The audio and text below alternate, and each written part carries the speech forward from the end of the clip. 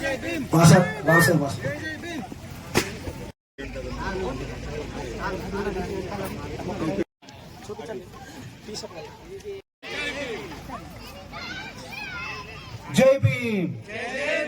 జై భీమ్. సార్కి దండం వేయాల్సింది.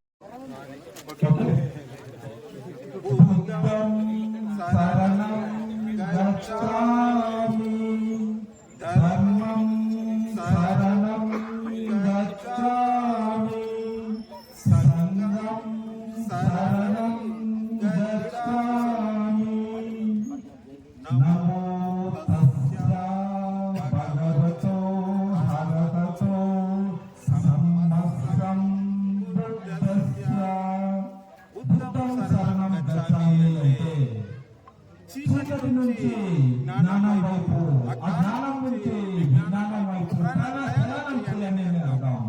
ధర్మం శరణం గచ్ఛామి అంటే ప్రకృతిలో ఉన్నటువంటి ధర్మానికి అనుగుణంగా ప్రయాణం చేయాలి అని అర్థం.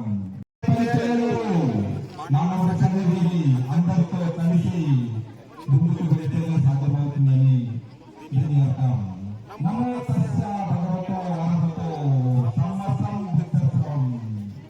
అంటే పరిపూర్ణమైనటువంటి భక్తులకు, అలాగే అన్ని చేసినటువంటి వ్యక్తులకు, మనము రాజ్యాంగం పాటించినటువంటి వ్యక్తులకు మనం అర్పించుకోవాలి.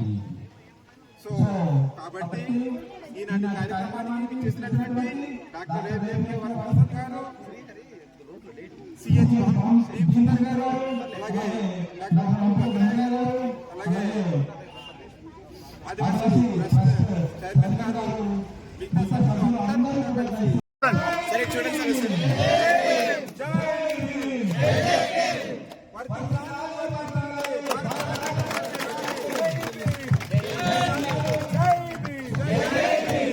విధానం మహనీయుల ఆలోచన విధానం, మహనీయుల ఆలోచన విధానం. వర్ధిల్లాలి బుద్ధుడు పూలే అంబేద్కర్ ఆలోచన విధానం,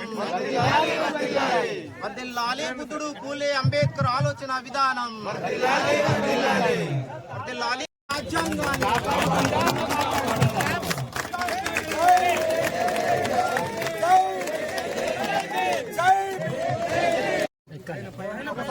అంబేద్కర్ ఆలోచన విధానం.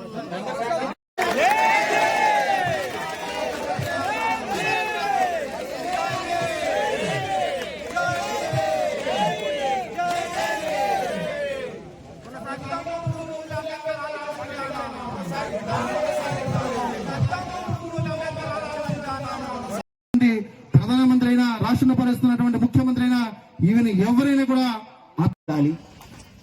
సెక్యులర్ లౌకిక వాదంతో ఉండాలి.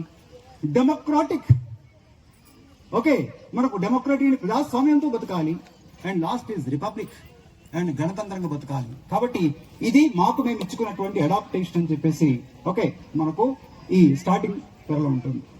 ఇంకా ఫర్దర్ గా చూస్తే ఇంకా ఏముంది మనకు భారత రాజ్యాంగంలో అంటే 4 ఇంపార్టెంట్ పాయింట్స్ మీద ఎక్కువ రోల్ ఉంటుంది. ఫస్ట్ పాయింట్ ఈజ్ జస్టిస్, న్యాయం. దేంట్లో కావాలి? Social, economic and political.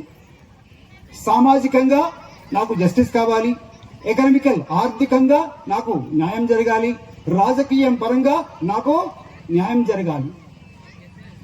Second, Liberty of thought and expression. నాకు స్వేచ్ఛ కావాలి ఆలోచించడానికి. ఎక్స్ప్రెసెడ్, భావ ప్రకటన కోసం నాకు స్వేచ్ఛ కావాలి. బిలీఫ్ అండ్ వర్షిప్, నేను నమ్మడానికి కూడా నాకు స్వేచ్ఛ కావాలి. Then come to third point, equality of the status. ఎందుకంటే అన్టచబుల్ తో ఇబ్బంది పడి ఉన్నాం. ఈక్వాలిటీ ఆఫ్ ద స్టేటస్ అంటే ఏంటి? అందరికీ సమానమైనటువంటి స్టేటస్ ఉండాలి. అండ్ ఆఫ్ ఆపర్చునిటీ, అందరికీ సమానమైనటువంటి అవకాశాన్ని ప్రొవైడ్ చేయాలి.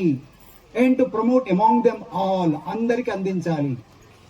ఇది థర్డ్ పాయింట్. ఫోర్త్ పాయింట్ లో టేకప్ చేస్తే మనకు ఫ్రాటర్నిటీ ఎజ్యూరింగ్ దట్. ఫ్రాటర్నిటీ అంటే మనకు బ్రదర్హుడ్, సౌభ్రాతృత్వం. ఐ థింక్ ఓకే, బ్రదర్హుడ్ ని let us say fraternity assuring that the dignity of the individual, self respect తో మేము బతకాలి.